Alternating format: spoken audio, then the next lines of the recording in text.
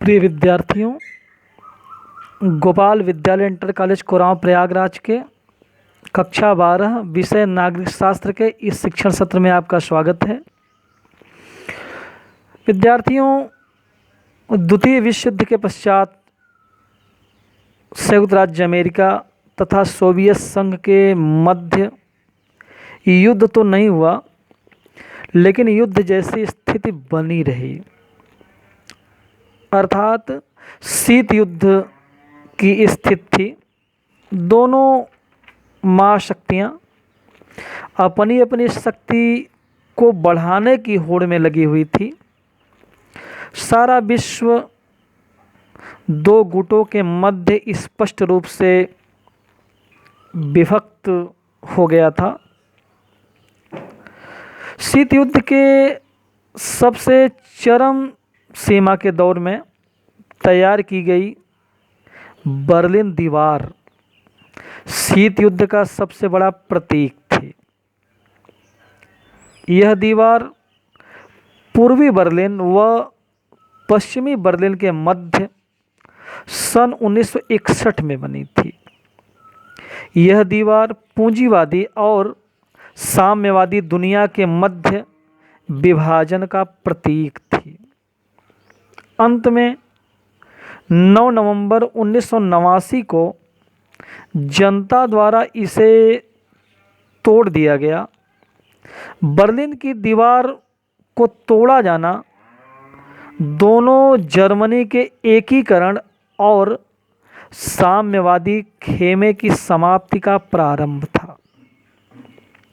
जब बर्लिन की दीवार गिरा दी गई तो इसका परिणाम दूसरी दुनिया के पतन और शीत युद्ध की समाप्ति के रूप में सामने आया। अंत में सोवियत संघ भी विघटित हो गया और इस प्रकार से दो ध्रुवीयता का अंत हुआ। जो विश्व दो ध्रुवीय था, एक ध्रुव पूंजीवादी व्यवस्था और दूसरा ध्रुव साम्यवादी व्यवस्था की थी। एक गुट का नेतृत्व संयुक्त राज्य अमेरिका कर रहा था तो दूसरे गुट का नेतृत्व सोवियत संघ कर रहा था। सोवियत संघ के विघटित हो जाने से विश्व दो ध्रुवीय नहीं बल्कि एक ध्रुवीय हो गया। तो विद्यार्थियों, दो ध्रुवीयता का अंत कैसे हुआ? इसमें सबसे पहले मैं आपको बता दूं कि सोवियत प्रणाली क्या थी। बच्चों, सन 1917 में रूस में हुई समाजवादी क्रांति के बाद समाजवादी सोवियत गणराज्य यूएसएसआर अस्तित्व में आया। समाजवादी क्रांति पूंजीवादी व्यवस्था के विरोध स्वरूप हुई थी तथा समाजवाद के आदर्शों और समतामूलक समाज के निर्माण से संबंधित थी। आप लोग यह जान लो कि सोवियत प्रणाली का अर्थ क्या है। यह प्रणाली समाजवादी व्यवस्था पर आधारित थी। यह समतामूलक समाज और समाजवाद के आदर्शों पर आधारित थी। यह निजी संपत्ति की संस्था का विरोध करके समाज को समानता के सिद्धांत पर व्यवस्थित करना चाहती थी। सोवियत प्रणाली के निर्माताओं ने पार्टी की संस्था को सर्वाधिक महत्व दिया, इसलिए सोवियत राजनीतिक प्रणाली की साम्यवादी पार्टी थी जिसमें किसी अन्य दल या विपक्ष के लिए कोई स्थान नहीं था। इस प्रकार से आप ये कह सकते हो कि सोवियत राजनीतिक प्रणाली की जो धुरी थी वह साम्यवादी पार्टी थी जिसमें किसी अन्य दल या विपक्ष के लिए कोई स्थान था ही नहीं। अब आप यह जानो कि सोवियत प्रणाली की क्या क्या विशेषताएं थी। सोवियत संघ की राजनीतिक प्रणाली समाजवादी व्यवस्था पर आधारित थी। यह प्रणाली पूंजीवादी और मुक्त व्यापार के विरुद्ध थी। पूंजीवाद और मुक्त व्यापार की व्यवस्था का यह विरोध करती थी सोवियत प्रणाली। इस प्रणाली में कम्युनिस्ट पार्टी को अधिक महत्व प्रदान किया गया था। यह प्रणाली योजनाबद्ध तरीके से लागू की गई, जो पूर्णतः राज्य के नियंत्रण में थी। इस प्रणाली में संपत्ति पर राज्य का स्वामित्व एवं नियंत्रण था। इस प्रणाली में अत्यधिक उन्नत संचार प्रणाली एवं परिवहन की सुव्यवस्थित एवं विशाल व्यवस्था थी। सोवियत संघ के पास विशाल ऊर्जा संसाधन उपलब्ध थे। सोवियत संघ में सरकार बुनियादी आवश्यकताओं जैसे स्वास्थ्य सुविधाएं, शिक्षा, बच्चों की देखभाल आदि लोक कल्याणकारी चीज़ें रियायती दर पर उपलब्ध कराती थी। सोवियत संघ में रोजगार के पर्याप्त अवसर थे। इतनी विशेषताएं होने के बावजूद भी सोवियत प्रणाली में अनेक कमियां भी थीं। सोवियत प्रणाली के अनेक दोष भी थे। मैं आप लोगों के सामने इसके कुछ प्रमुख दोषों को रख रहा हूं। विद्यार्थियों, सोवियत प्रणाली पर नौकरशाही का पूर्ण नियंत्रण था। सोवियत प्रणाली नौकरशाही के पूर्ण नियंत्रण होने से लगातार सत्तावादी होती चली गई तथा जनसाधारण का जीवन लगातार कठिन होता चला गया।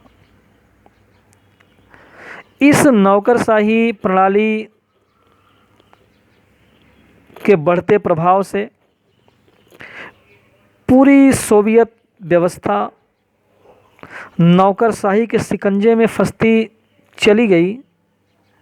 इससे सोवियत प्रणाली सत्तावादी होती चली गई और लोगों का जीवन कठिन होता चला गया।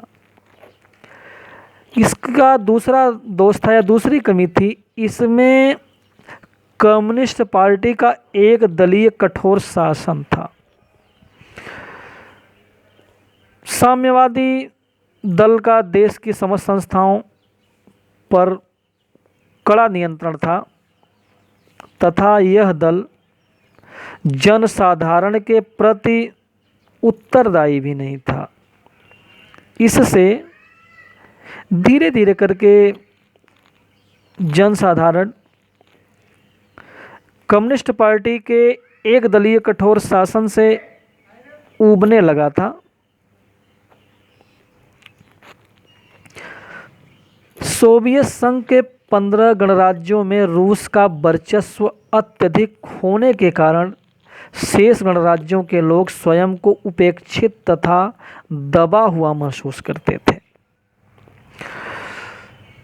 सोवियत संघ में 15 गणराज्य शामिल थे, परंतु प्रत्येक विषय में रूस का प्रभुत्व था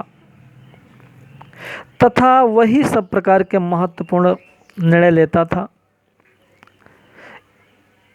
इससे शेष जो अन्य गणराज्य थे, जो स्वयं को दमित और अपमानित महसूस करते थे।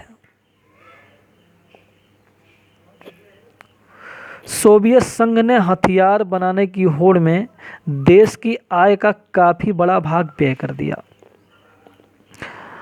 विद्यार्थियों, सोवियत संघ ने समय समय पर अत्याधुनिक और खतरनाक हथियार बनाकर अमेरिका की बराबरी की, किंतु धीरे धीरे उसे इसकी बहुत बड़ी कीमत चुकानी पड़ी। हथियारों पर अत्यधिक खर्च के कारण सोवियत संघ बुनियादी ढांचे एवं तकनीकी क्षेत्र में पिछड़ता गया। एक तरह से हम यह भी कह सकते हैं कि इन कमियों के कारण ही सोवियत संघ, जिसे विश्व की दूसरी सबसे बड़ी महाशक्ति कहा जाता था, उसका विघटन भी हुआ। सोवियत प्रणाली की एक अन्य कमी इसका प्रौद्योगिकी तथा आधारभूत ढांचे को सुदृढ़ बनाने में विफल रहना था। चूंकि पाश्चात्य देशों में सूचना एवं प्रौद्योगिकी के क्षेत्र में क्रांतिकारी कदम उठाए जा रहे थे, अतः सोवियत संघ भी उनकी बराबरी करने के लिए सुधार करना चाहता था। सुधार उसके लिए आवश्यक हो गए थे। अनेक वर्षों से सोवियत संघ की अर्थव्यवस्था में प्रतिरोध पैदा होने के कारण देश में उपभोक्ता वस्तुओं की भारी कमी उत्पन्न हो गई थी। सोवियत संघ के अधिकांश गणराज्य समाजवादी शासन से ऊब गए थे और विद्रोह करने पर उतारू हो गए थे।